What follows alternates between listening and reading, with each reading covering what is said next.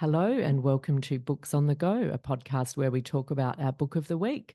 I'm Anna Baillie-Karas and I'm here with a special guest today, the author Kemper Donovan. Hi, Kemper.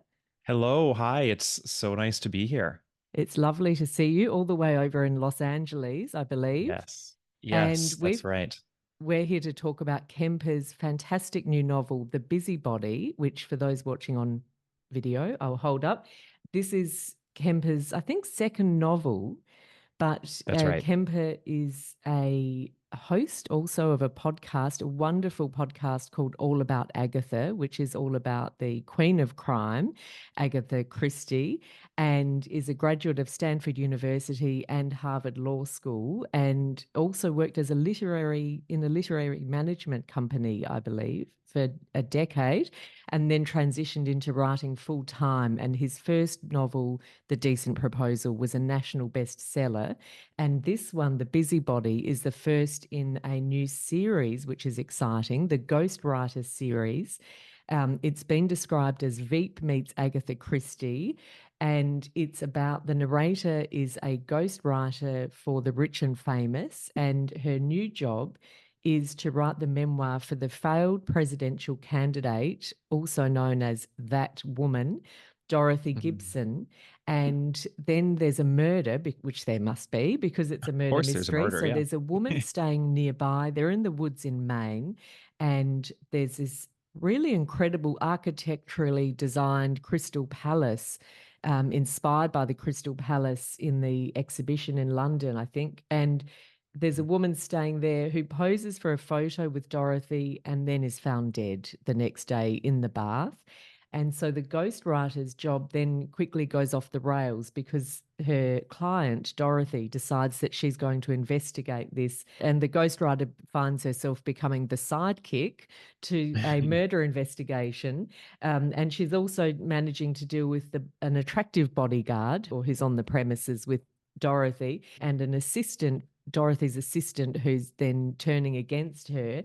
And then they meet the suspects, as it were, the characters who were in this Crystal Palace when this woman was found dead, including her husband and a couple of investors in his biotech company. And the plot thickens from there. So that's the setup.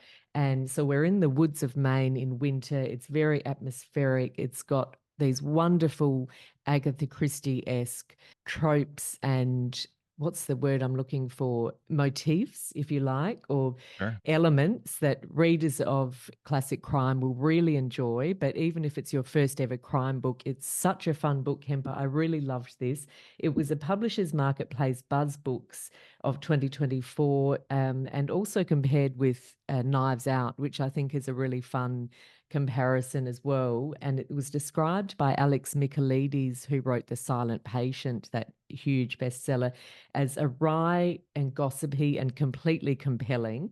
And Sophie Hannah, who herself has written some of the new Hercule Poirot books, among many other books, said it was a highly entertaining mystery and wrote another glowing review.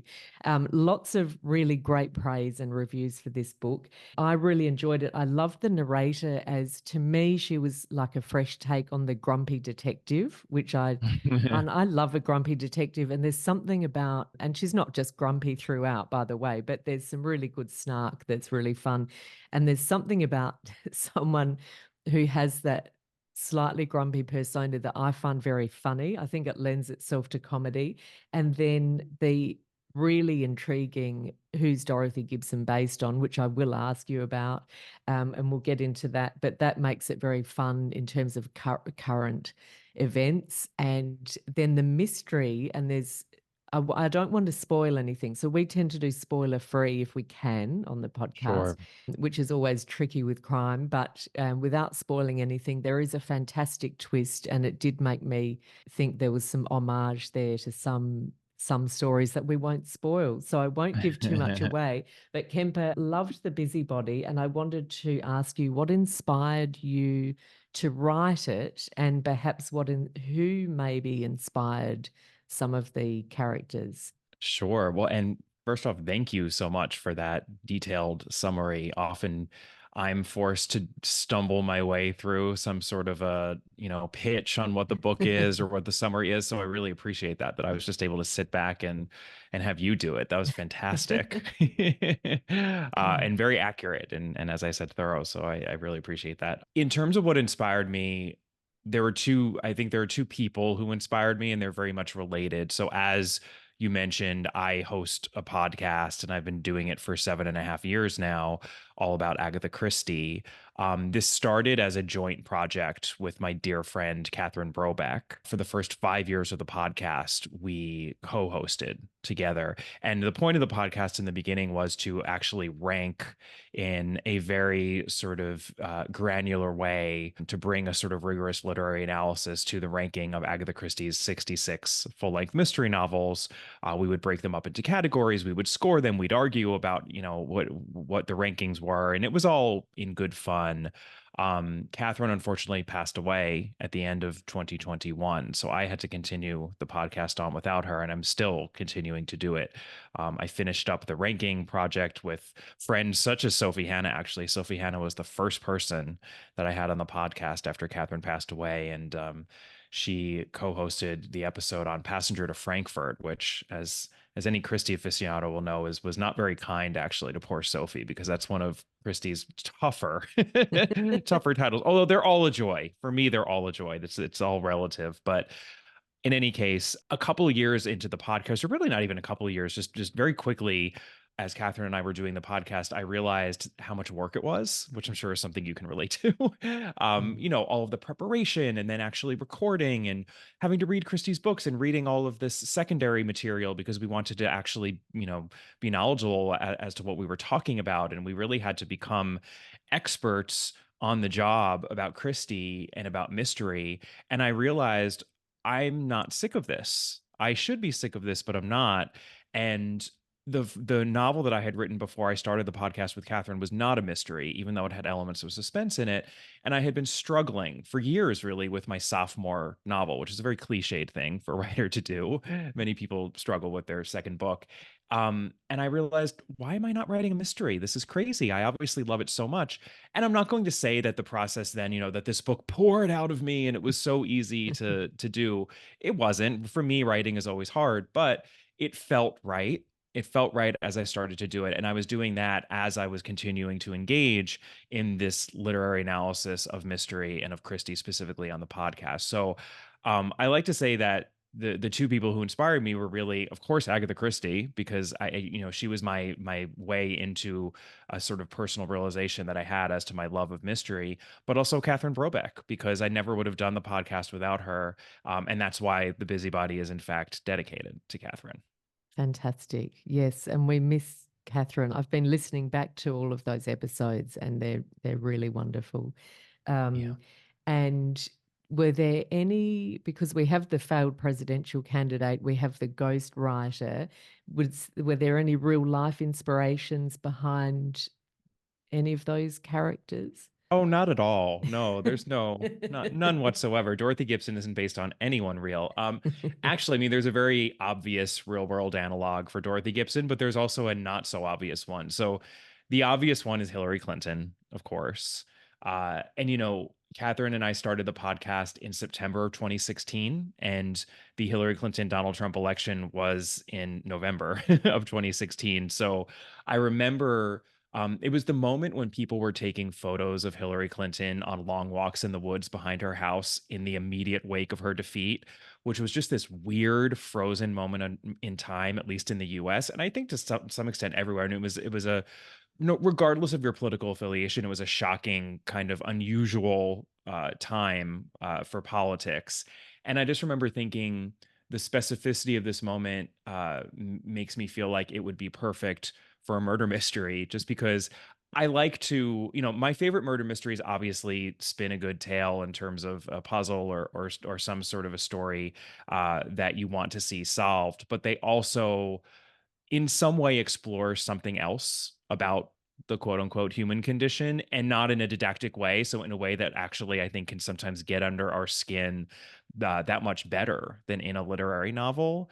And that's why so from the beginning, I really wanted to set it in that time. And the book is obviously, very preoccupied with, I wouldn't say politics specifically, but a lot of the issues that I think bubble to the surface during that election and that we've all been sort of struggling with in, in the years from 2016 up until now. There's a lot about gender. I think there's a lot about power dynamics, friendship versus romance, just all sorts of things. I think sometimes people forget that mysteries are literature, just like any other genre of literature. So there's really no limit to what I think you can explore while you're telling a mystery.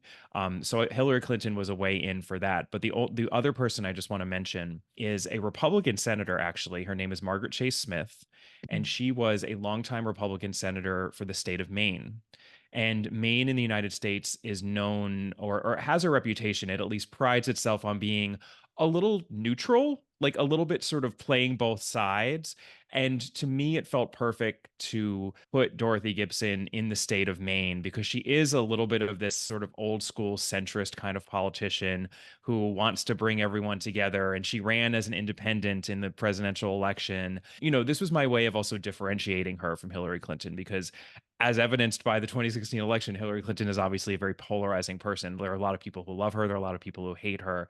And I didn't want Dorothy Gibson to just be Hillary Clinton. So that's why I gave her a backstory involving widow's mandate, where she sort of got into politics by virtue of the fact that her husband had passed away, and then she sort of took over for him for his term, but then she didn't go away and she had a career of her own. That is how many women earlier in the 20th century, including Margaret Chase Smith, got into politics and then went on, she went on for decades and did many wonderful things. And I find her hugely inspirational. So yeah, so Hillary Clinton and Margaret Chase Smith for Dorothy. And then just for the ghostwriter quickly, I was inspired by the nameless female narrator in Daphne du Maurier's Rebecca. Oh, Rebecca is one of my wow. favorite novels. And Daphne du Maurier went on record as saying she embraced the challenge of not being able to name her first person narrator. She was sort of like, how am I even going to do that? And then, she managed to pull it off. And I liked that challenge as well, but it's not like when I started the book, I decided that she wasn't going to have a name. I didn't know what her name was, and the name continued not to come to me. And I always laugh when I give this answer because I would roll my eyes when authors would be on podcasts like this and say, the characters made me do, so and so. I'm like, they didn't make you do anything. They're your Yeah. characters. You can do what you want with them. And that's true, but it never felt organic to force a name on her. And finally, I was like, I think I'm just not going. I think this Mm. lady doesn't have a name, and that's okay. And and she's enigmatic. She's withholding. She's a person who has some, intimacy does not come easily to her. So it makes sense that even though she's the first person narrator of the story, that she would not actually divulge her name to her No, reader. I just thought it was so apt because she's a ghostwriter. So I thought you were just Yes. making her the maximum ghostwriter-esque character that she, taking that to its logical conclusion in a way. So it made Yeah. sense to me. But That she um, didn't have. What's funny? So many people have yeah, told me that. I'm like, oh, that's really good. That makes sense. That kind of never really occurred to me. no, Isn't that funny that I made my narrator a ghostwriter? But of course, it also makes sense on that level that a ghostwriter is someone who writes a book and does not is share not what their name there. is. So yes, we'll pretend that I Yeah. also thought It was that. all part of the plan. And Dorothy Gibson, I think it was nice that she could be, obviously, you can see some echoes of Hillary Clinton and even some of her figures of speech and mannerisms. I could Yes. hear and see that. The idea, I found it so interesting, the idea of the presidential candidate deciding that she would solve a murder mystery. But then I thought, of course she would, because these are people who take charge. They need to fix things and solve things. And so, yeah, it really made sense. Kemper, I wanted to ask about your process as well, or if you have a writer's routine, or how does a book sort of come together for you? Well, it's funny. The process for this mystery is very different from my process writing non-mysteries. I didn't really have much of a process when I wrote my first novel. I didn't know what I was doing. But in this way as well, I think the podcast actually really informed my writing process because Catherine and I eventually figured out a way to break down mysteries that worked for us. And we do this summary where we sort of start with a victim and then we have a cast of suspects. And when we're sort of relating what happened over the course of a novel, because Agatha Christie especially, she's very twisty turny, and you could spend hours sort of going through, oh, and then this happened, and that's not very interesting. But we also didn't want to, be too sketchy with how we describe the plot, because then no one would know what we were talking about. So we kind of found this middle of the road option where we would describe the world as it appears to be, which is how every mystery starts. And then by the end of the book, you get to the world as it actually is. And the way that you get between these two worlds is by a bridge of clues. That's what we came to call it. And we would go through each of the clues, because that's often what mystery readers want as well. Well, oh wait, I didn't solve that myself whatsoever. How did this fictional detective get, from the world as it appeared to be to the world as it actually is? So we would go through that in more of a detailed sort of a way. And I actually now do that for my mysteries. So I do Ah, that exact breakdown, and I have a puzzle outline for my mysteries, and then I have a more linear chapter by chapter breakdown, which is the plot outline. So between the puzzle outline and the plot outline, once I've really done both of those, I feel like I have a good handle on the book, and then I can actually start writing the book itself. That was something that I was a little resistant to at first, because I worried that I would be bored, because I would know everything that I was going to write, and there would be no spontaneity. It would sort of suck the creative joy out of it. But I found that it really doesn't, because I think all those micro aspects of writing, the sentence structure, the way that characterization is the way that you're going to bring the characterization through on the page within those micro moments, descriptions, etc. You'd still have to do all of that stuff even after you outline. So for me, it really works to have the puzzle and the overall plot laid out, and then I can really just go in and bring it all to life on the page. That's how it's worked now for the Busybody and for the second book in this series, which I've also written, and I'm actually just now beginning the third book. oh my gosh. Oh, we have to talk about that. Yes. So we'll come back to that. I'm excited to hear about this second book. And going back to the Busybody, what have been some of your favorite or surprising reactions to the Busybody? I've been I purposely used some specific tropes of Christie's that Catherine and I would call out on the podcast quite frequently. We would have a lot of fun with them, and I don't want to be more specific than that because I don't Yeah. want to get spoilery, but you've listened to the podcast, you know what I'm talking about. And and I did that because I wanted people who listen to the podcast regularly to have a little bit of a leg up, actually, in solving just this mystery. I'm only doing it once. I only did it with the Busybody, and the second one, everyone's on their own. I don't want to make it easier for anyone then, but it just felt appropriate to. It's a little bit of a wink, wink to podcast listeners for the first mystery, and I've been surprised.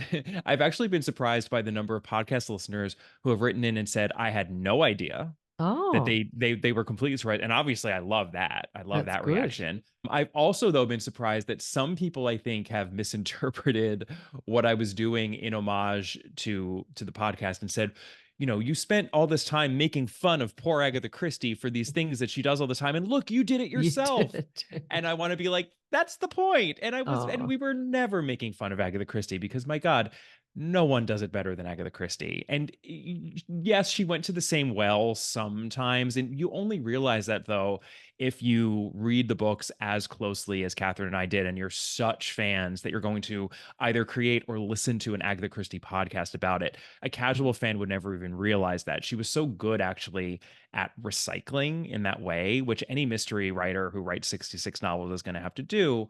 It's just that, for purposes of the podcast, we would go back to some of the same things and, lovingly poke fun, I think, at some of them more than yeah. others.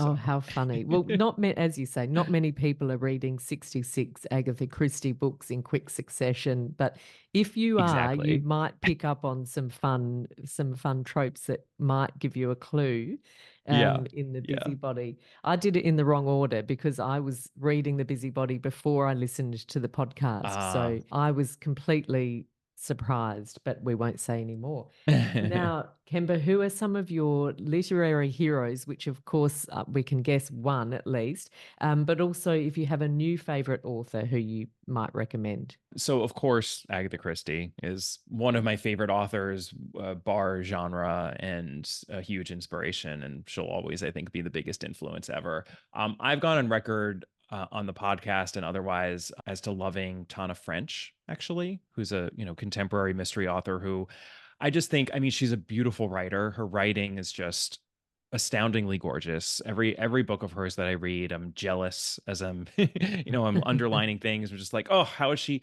She describes the sky in a way that I'm just like, how did you even think of that? And it brings it to life in a different way. So she's on a sentence by sentence level. I think she's a huge inspiration, but she also, I think, broadens what is possible under the umbrella of mystery, especially with her standalones. And she's been doing a lot more standalones recently. I mean, I adore her Dublin Murder Squad series as well.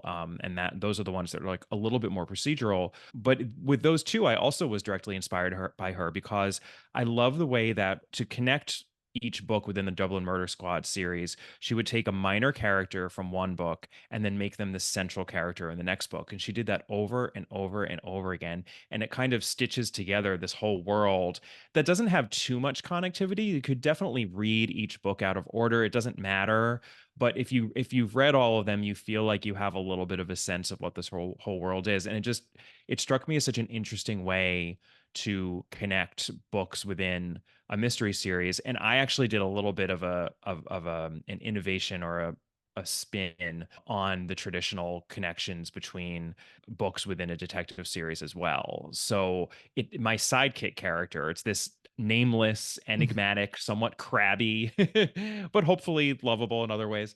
Ghostwriter character who's the first person narrator. She is the connection from book to book, but in each new book, she's going to pair up with a different detective in a new setting. So it's almost as if Hastings or Watson, discards Sherlock Holmes or Poirot in one book and then moves on to someone completely different. And Fantastic. I liked that as just doing something a little bit different. And I definitely credit Tana French with inspiring me to be a little different because she I made it must, work. yeah, I must read Tana French. She's been high on my list of many, as you can imagine, many books that I want to Yes. get to and authors that I want to get to. So I must do that. And what about, well, we've spoken about the podcast, the All About Agatha podcast, but do you have any other podcast or even TV recommendations? Well, the great thing is there are now a number of other Agatha Christie podcasts actually that are out there. When Catherine and I started, we were the only ones, and I like to think we pioneered and made it a welcoming place for others. And though there are a couple of them that are fantastic, but the one that I will shout out specifically is called the Swinging Christies. And Oh, it focuses on Agatha Christie's work during the 1960s, and it is co-hosted by Dr. Mark Aldridge, and then a wonderful friend of his, scholar and writer Gray Robert Brown, who I met last year at an Agatha Christie conference. But Mark, I know very, very well because we've had him on the podcast multiple times, and he is one of the foremost scholars of Agatha Christie in the world. He's written the definitive book on Agatha Christie on screen, so just all of her screen adaptations all over the world, not even just in the English language, although he focuses on the ones in the English language. And then he wrote a book all about Poirot, and he has one coming out, I believe, in June of this year that's all about Miss Marple. And he's mm. just, no one has done research like he has. He's such a fantastic researcher, or I should say, there are very few other people. There are a couple, but I can count them on one hand, the number of people who have done as much primary research as well as he has. And their podcast is very chatty in the same way that Catherine and I were, and it's a lot of fun. So I Oh, that's highly good. recommend that podcast. So that's the Um, Swinging Christies. the Swinging Christies, and then since I can't help myself, the other one I will just shout out is She Done It, which Yes. is hosted by Caroline Crampton. So she's and these are both English podcasts, I guess, or podcasts with British people. I never know if I should say British or English. I know they're different. They're not exactly synonymous. Just forgive me. I'm an American, but In the UK, yeah. yeah, the UK. Yeah, they're all in the UK. But hers is a little wider. It's not just Agatha Christie. It's very much focused on the golden age of detective fiction. So she loves Dorothy Sayers. I've discovered a lot of new writers from the golden age through her podcast. Incredibly well researched as well, well produced. Mm. She's just such an expert at what she's speaking about, and also she just, I think, crafts a really great podcast in general. So I really, really enjoy Shedunnit as well. Oh, that sounds good. In fact, I think I have heard She Done It, but I haven't heard the Swinging Christies. So Yeah, there's, Swinging Christies is pretty new. They've only done, yeah, I think, like 5 or 6 episodes at this point. So right. yeah, you can get in from the ground up. We're adding these to our list. And Kemper, what are you working on next? So that the second book in the series will be out approximately a year from when this first one was out. It's called Loose Lips, Oh, and it's set entirely on a boat. So a little bit of an homage to Death on the Nile and other, murder mysteries that take place via or within modes of transportation. It's a great setting for a closed circle mystery, for a traditional closed circle mystery. So that will and be out great soon. title as well. Oh, thank you. Yeah, yeah. There's a little sinking ship on the title just to really sell the loose lips reference there. Yeah, so that's what's coming next, and then I'm just starting really on the third book, and it's a 3 book series at minimum. So I know that those 3 will be happening, and then who knows, in success, perhaps I can do more because I would love to do more actually within the series. Yeah. Well, I guess as long as the ghostwriter still has clients and as long as you're still enjoying her, then it can go on, which is fabulous. Good for us readers. Well, I'm Yes. looking forward to that one. I love a ship mystery or a Me cruise too. mystery. So that'll be great. Well, thank you very much, Kemper. That's all we have time for today. But we've been talking about the busybody. Coming up next, I'm trying to think. I don't know what Annie and I are reading next. We might be reading Held by Anne Michaels, but we're not quite sure, so stay tuned. In the meantime, you can follow us I'm on Instagram and Litzy at A Baillie-Karas, and we're on email at booksonthegopodcast@gmail.com. And Kemper, how can people find you? People could email me at allaboutthedame@gmail.com. And the podcast you can find anywhere you listen to podcasts. Just put All About Agatha into your little podcast search engine. The podcast is also on Twitter at All About the Dame and on Instagram at All About Agatha. And you can find me on Facebook at Kemper Donovan Books. Thank you very much, Kemper. That was wonderful, and I loved the busybody. So thank you very much, and we will see you next week. Bye for now. All right. Bye.